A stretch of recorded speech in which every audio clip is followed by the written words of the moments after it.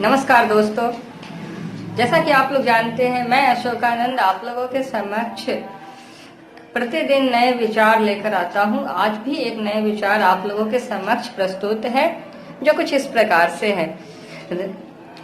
हमारे यहाँ के हिंदी साहित्य में कुछ ऐसे भी कवि हुए हैं जिनके विचार बेहद ही प्रशंसनीय और सिद्धांत के स्वरूप ले चुके हैं, जिनमें कबीर का नाम, वृंद का नाम और अब्दुल रहीम खाने खाना का नाम अग्रणी है। तो चलिए इनके विचारों से परिचित होते हैं। रहीम जी का कथन है, एक रहीमन वे नर मर चुके जे कहूँ मांगन जाही। रहीमन वे नर मर चुके जे कहूँ मांगन जाही। उनते पहले वे मुए जिन मुख निकसत नाही। कहने का यहाँ क्या तात्पर्य है, थोड़ा समझते हैं सरल शब्दों में कि वे व्यक्ति जो किसी से कुछ मांगने को जाते हैं कहीं पे, तो वो व्यक्ति मरे हुए हैं। जैसे ही उनके अंदर ख्याल आया कि वो मांगने किसी के आगे गए, हाथ पसारे किसी के आगे, तो वो व्यक्ति मर गए। अर्थात जो कहीं मांगने गया किसी के आगे, तो अपना जमीर को, अपने सिद्धांत को छोटा करके गया। अब आप कहिएगा कि आपसी सहयोग की भावना ना रहे। मांगने जाने का क्या मतलब कि आपसी सहयोग एक दूसरे का समाज में काम करता ही है।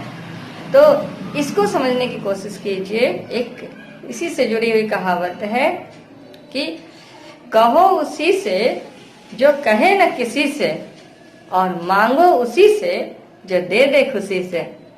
अब इसमें क्या छिपा हुआ है, तो इसमें आप समझने की कोशिश कीजिए कि आप उसी से कहिए जो अपने राज की बात, अपने गुप्त बातों को, जो किसी से ना कहे आपके गुप्त बातों को।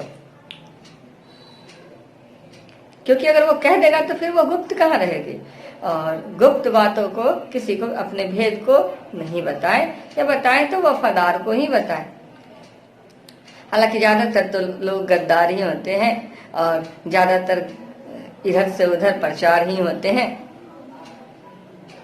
गलत चीजें, अफवाहें जल्दी फैल जाती हैं और गलत काम को लोग तुरंत तवज्जो दे देते हैं। तो कहो उसी से जो कहे न किसी से, और मांगो उसी से जो दे दे खुशी से। जो दे दे खुशी से, इसका क्या अर्थ है? यानी उसके आगे हाथ पसारिए जो आपको बिना मांगे ही दे दे। लो भाई लो, आप ये डिजर्व करते हैं, ले जाओ। आज आपको जरूरत है, कल हमें जरूरत पड़ेगी। समय समय की बात है। कुछ धन दिखते हैं, कुछ धन नहीं दिखते हैं। तो इसका मतलब ये नहीं है कि वो धन नहीं। इस दुनिया में सारी चीजें हैं, बस कुछ व्यक्ति कद्र करना जानते हैं उन चीजों की, और कुछ व्यक्ति अनदेखी करना। थोड़ा सा आगे चलते हैं। ऐसे ही लोग समय को बलवान बना देते हैं, अपने कर्मों की मर्यादा नहीं समझते और समय को बलवान बना देते हैं। तो कर्मों की मर्यादा को अवश्य समझनी चाहिए, बजाय इसके कि हम लोग समय को बलवान बनाएं। समय ना तो बलवान है ना ही कमजोर है। समय तो बस आपके करनी को भाग्य के रूप में आपके समक्ष चलाता है। अब थोड़ा सा आगे चलते हैं। तो रहीमन वे नर मर चुके जे कहूँ मांगन जाही। अर्थात वे व्यक्ति जो किसी ऐसे व्यक्ति के पास जा रहे हैं जिनके पास जाने पर उन्हें पता चल रहा है कि उसका दिल तो तंग है, उससे उसके यहाँ कुछ मिलना जाना नहीं है, फिर भी गिड़गिड़ाने जा रहे हैं, तो आप पहले मर चुके हैं। गलत व्यक्ति के पास सही की उम्मीद लेकर जा रहे तो आप मर चुके हैं। और आपसे पहले वे लोग मर चुके हैं जिनके पास रहता है, फिर भी कह देते हैं नहीं हम नहीं देंगे। कुछ ना कुछ बहाना कर देते हैं कि हम इसको कर्जा दिए हुए हैं, उसको कर्जा दिए हुए हैं, अभी इतना खर्चा हो गया है, तो अभी उतना तगादा किए थे तो उनको लौटाए हैं, तो ये सामान खरीदे हैं तो ये सामान खरीदे। ये सब वो लोग चालाकी दिखा रहे हैं। तो वो तो आपसे पहले मर गए।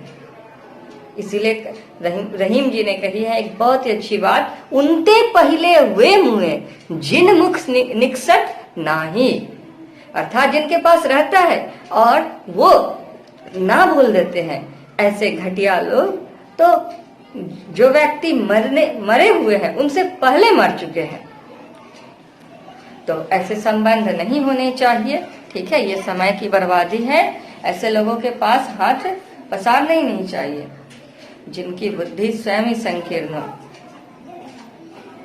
खैर, हम लोग थोड़ा सा आगे चलते हैं। समाज में सबको एक दूसरे से काम पड़ता है, तो बिना मांगे ही दे देना चाहिए, और भाईचारा से बड़ी कोई और चीज नहीं हो सकती है। बहुत बहुत धन्यवाद। Don't forget to like, share, comment and subscribe and press the bell icon.